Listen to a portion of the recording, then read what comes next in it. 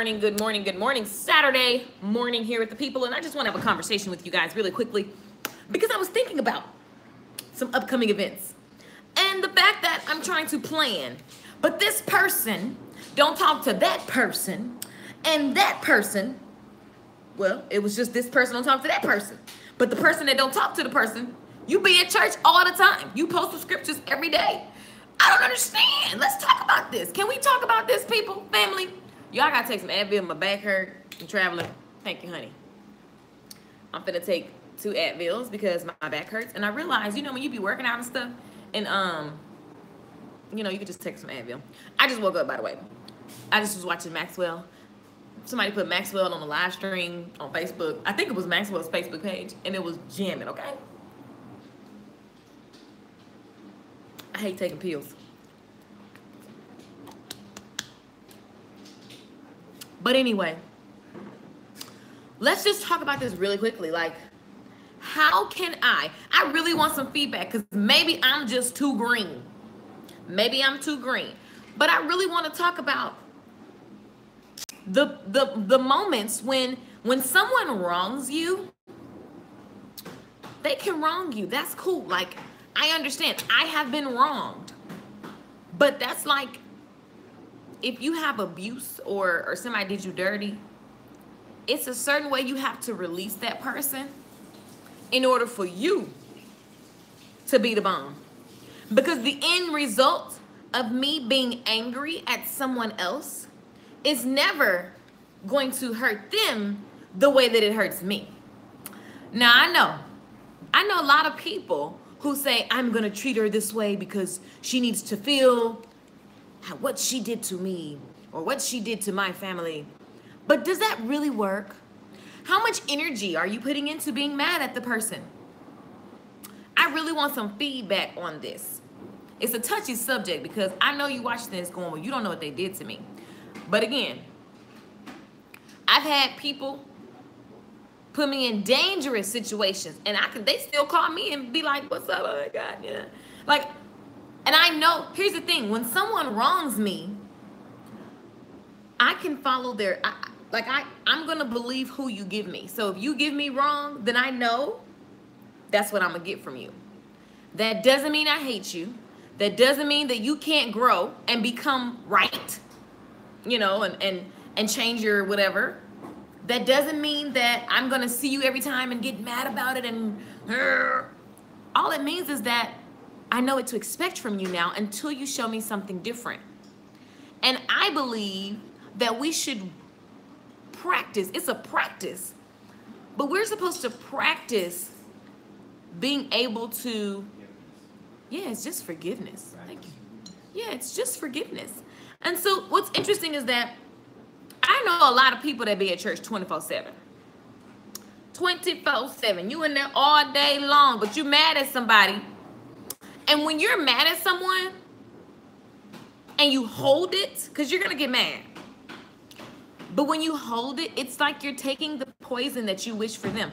The very thing that you think you're giving them, you're taking it for yourself. So there is scientific proof. Google it, okay? When you get angry, certain stuff releases in your body that causes you to be sick. Anger is related to ulcers. Anger is related to cancer. Anger is related to diseases.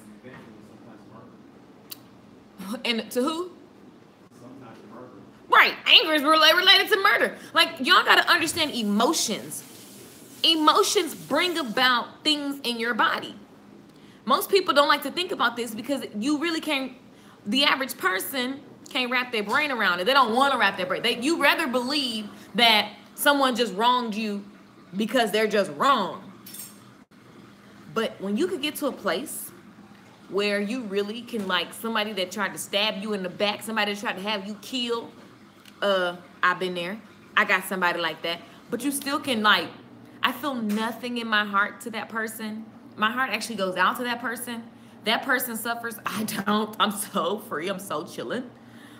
That is the goal in life. You have to be able to love beyond actual where this don't even make no sense.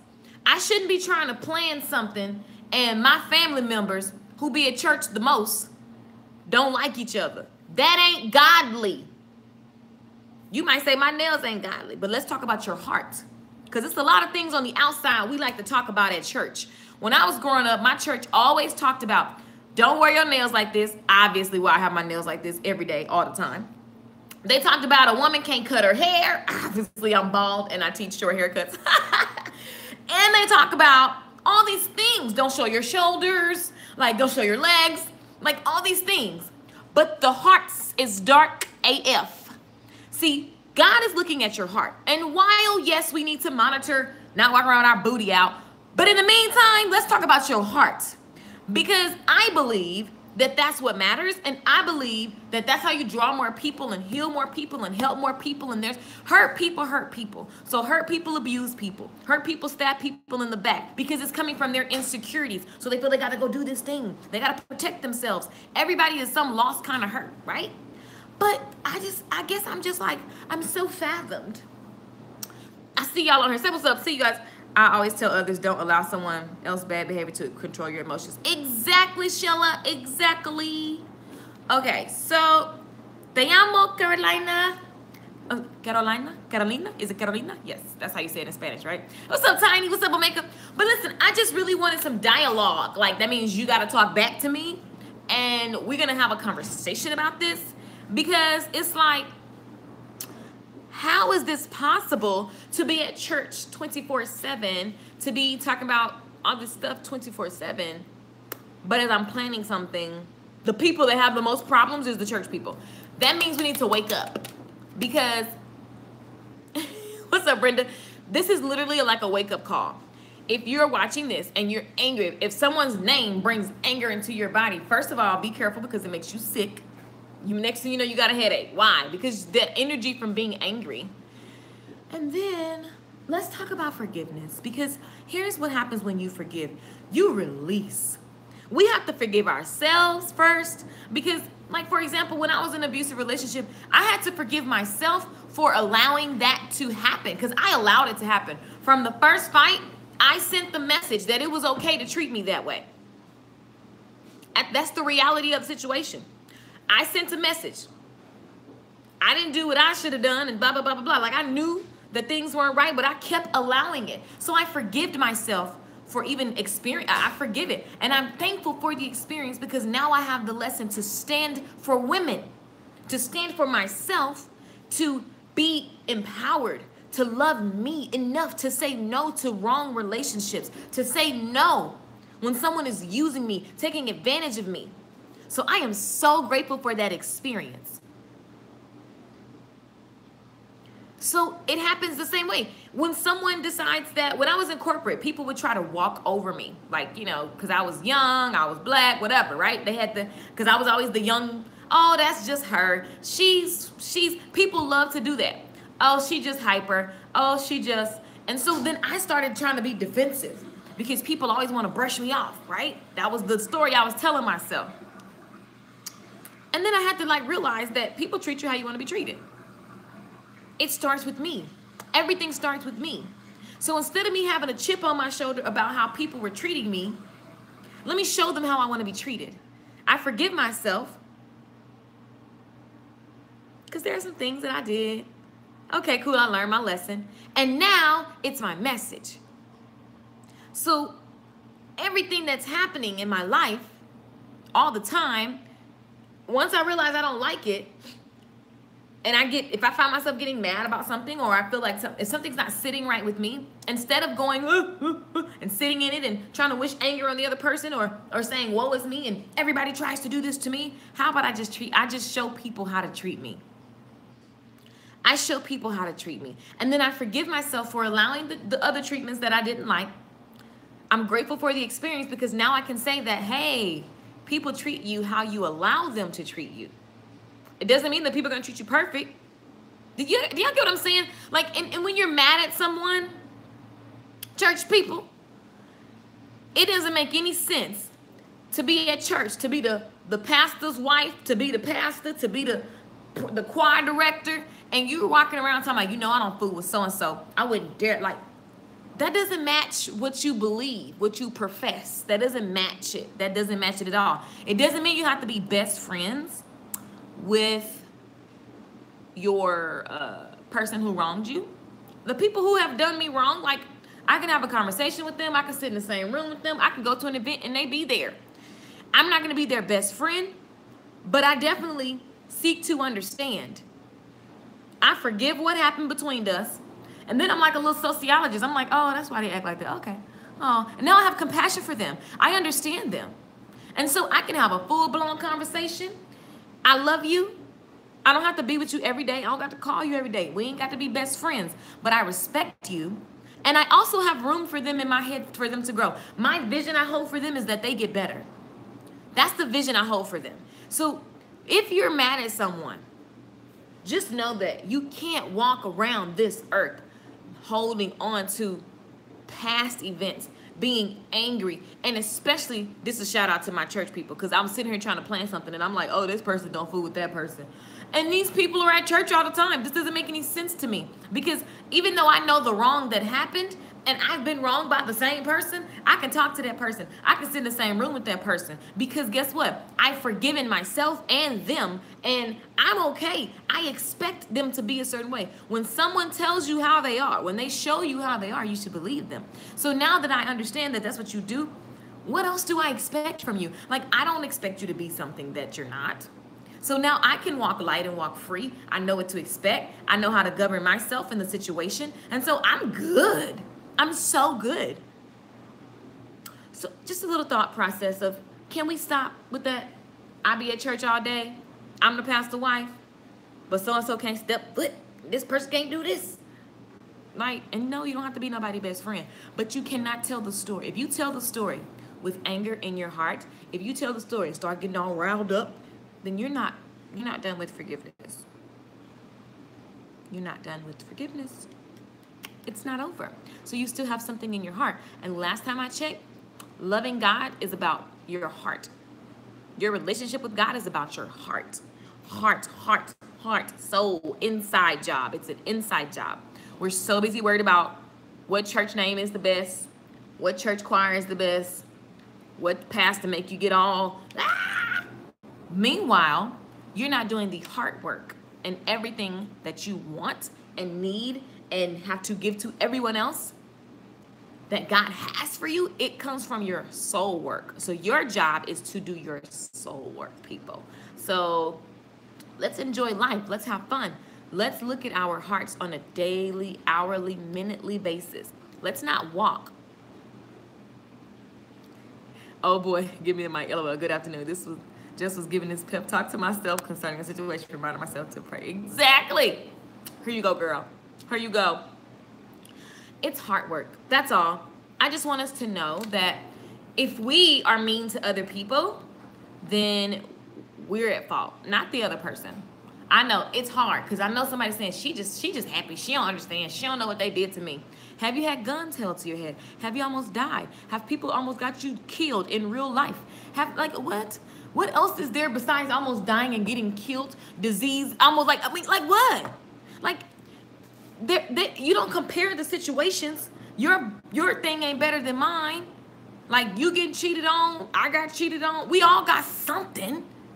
And while yours may not be death, whatever it was for you, it may have felt like what mine felt like. So at the end of the day, we all have stuff. So it's not like, your situation is worse than, Jesus' situation, okay? Because last time I checked, ain't none of us going through what Jesus went through. So I'm just saying, we are going to have something. Somebody's going to stab you in the back. Somebody's going to cheat on you. Somebody's going to talk bad about you. Somebody's going to try to have you killed. Somebody's going to try, like, it's just going to go down. Like, that's what's going to happen. You're going to be in the hospital, almost about to die. You're going to find out you have a terminal disease. All these things are going to, because they're a part of life. But it's what you make of what happens. It's the story you give it. It's the meaning you give it. I just watched the story about this guy. I posted it on my Facebook. This guy was like at work, minding his business, working, and there was an explosion that burnt his face, and they had to amputate half his arm. He's a musician. They had to amputate. He's a drummer, let's be clear. So now he only have this part. Like, the average person will say, oh my God, my life is over. And they would just literally let that mean that their life is over. That's what I mean by you give meaning to a situation. And while he said he experienced that, he said, I have to make something out of this. And I don't know about you, but I love when something happens, because then I say, well, let's make something out of this. OMG. That right there, that's probably why I be so excited, because I just go, no, let's make something out of this. And so here's what he decided to do. He decided that he was going to, even with his fresh cast, he had the cast on his arm. He just put a drumstick. He taped a drumstick to his nub. He taped a drumstick to the nub and was playing the drums. He decided that he was going to turn that opposition, he was going to turn that detrimental situation into something magical. And now he's like the world's fastest drummer, and he has like a bionic arm that he can like think some stuff, and then the thing on his arm moves. It's a powerful story of just how powerful our mind is, and we have to work at it. So please don't go about your day today being mad. Try working at releasing and forgiving someone. Lakeisha, how do you do that? You literally hold that person in your mind, and you send that person love, and you send that person love. And see, a lot of people, especially my sisters, so many of my girlfriends, black to be exact, be like, I don't do fake. Let's be clear what fake is. I'm not telling you to fake something. You have to will yourself into forgiveness and to love to hold love beside to someone. So no, it's not fake. You want to hold a good space for people in your mind, for anybody, even Trump. Okay? As annoying. You just need to know my views on Trump. It's a no. But guess what? That's still the United States of America's president. And I do reside in the United States. So that means he's technically my president. So I have to still hold good. I have to just yield and just know that God is going to work that situation out. Okay? That's just the truth of the matter. And you have to prepare. I'm not surprised by things Trump do, because that's what you're supposed to expect from President Orange. That's what you expect from him. But what I can't do is be mad and angry and do like his followers are doing in the world. Boy, he brought them out, didn't he? I'm just saying, we can't be like them. You have to hold that person in your mind. You have to wish and chant good things towards that person until you feel the stuff breaking off your heart. And you're going to feel like it's fake. You're going to feel like it's just some stuff that don't really work. But it takes time. It took me years to get to a space where I can literally hold nothing but positive things for the person who abused me. Right? That's just the way it goes. And you know what's funny is that when you have a family member that does you wrong, but you love that person, it's funny how you can forgive them and you can get over their stuff. But then you got somebody who did the same thing your family member did. Like, ain't nobody subject. It's all this. Everybody has to be forgiven. The people who do you wrong, the people who are whatever, we have to forgive. We have to love everybody. It's not a popular message because it feels like it's unrealistic. But that's why Gandhi and all of them are Gandhi. That's why all these great people, Maya Angelou. I'm just saying, like, what? That's why Gandhi and all of them are Gandhi. I'm just saying. Y'all know what I'm saying. Y'all, Gandhi, Top is laughing at me. But, like, look at Gandhi. I mean, what? Talk about peace. I'm just saying. Even look at Martin Luther King. Look at Maya Angelou. And you can stand for something. It doesn't mean that you just let things go. Like, you don't be disrespected. It does not mean that you can come and disrespect Keisha. Please try it. It's not happening, right? It doesn't mean that you get to do that, right? It doesn't mean that people are going to walk over you. Because you can actually stand for what you believe in respectfully. You don't have to be best friends with the person trying to stab you, but you just can't have the stuff in your heart towards them. That's all I'm saying. Like, they ain't got to come to your house for dinner every Sunday. But you can't wish ill. You can't feel the little tingle. You know, when you get mad, yesterday I got so mad at Top, I felt tinglers in my body. I was like, I felt like a piece of the devil. So then I was like, I need to stop this because Top about to get busted out of his head. See, Top talks a lot of trash. Y'all don't understand. Talking about homie don't play that. No. Y'all, ladies, y'all know how it is with the bathroom. I like my bathroom a certain way. If my bathroom ain't a certain way, I'm going postal. Not in real life, but I kind of am just a little bit. until I remember Jesus. So I had a little moment, and Top was playing too much, laughing and looking at me because he know how I am. And I felt the blood boiling in my body. And I was like, oh, we got to stop playing like this because I don't even need that kind of feelings in my body because all I could think of was just rush, bum rush, like a football player, just go nuts. And then I said, you know what, Michelle? Release, release, release, release, release, release. I'm the same way about my bathroom. Exactly, Tanya. I do not, for the record, like sharing the bathroom with anyone. No one can ever touch my toilet seat. That's just the way that I am. My auntie Tammy always tells me, like, I don't know how you're going to get married like that. And I'm like, that's going to be a part of, like, the contract. I have my own toilet. That is it. Don't touch my toilet. The home is the one place. It should not feel like a public restroom. Okay? So, that's another story. Write this contract up real quick. Tom said he about to write the... Tom told me, let me write the contract up. That contract, go ahead. Go ahead and write it. Anyway, people, the moral of the story is love your neighbor. Love your neighbor. That's what you're supposed to do. You preaching people forgiving strangers versus family. Exactly. We are so quick to forgive people who, like, it doesn't make any sense. Or vice versa, who may have done the same and do not deserve grace. Exactly. I'm the same way. Exactly. We be forgiving, like, it's crazy. I'm just saying, guys, we have to practice. It's a practice. It's not easy. The reason why I can freely talk about it because I practice it. Like, it's just like if I tell you to do 20 push-ups and you ain't done them before. No, your first 5, you're going to be like, what the heck? No. You're going to be like, you should know. And then it's like, as you practice it, you're going to be like, Key, I can do 40 now. And I'm going to be like, oh, you out-practiced me. So now I got to catch up. That's, working out is the exact, to me, correlation of business and personal life, like success. Like, the things that you want out of life, you got to work for. You got to build the muscle. I can't do your push-ups for you, okay? So you have to do your forgiveness push-ups. And that is all. I just wanted to rant about that. This Saturday morning, had me some good tea. Had a little Maxwell concert this morning on Facebook. You know, Facebook is like television now. Last night, we was watching some Facebook videos because, you know, they have all these shows now on Facebook. And then this morning, I was going to check my email, and I seen somebody post Maxwell. How I checking on my email got to Facebook, I don't know. And then I seen the Maxwell concert. I was like, what? Jam?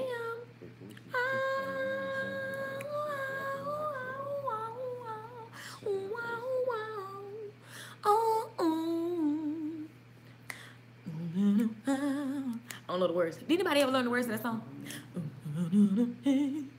I don't know the words, but it sounds like that.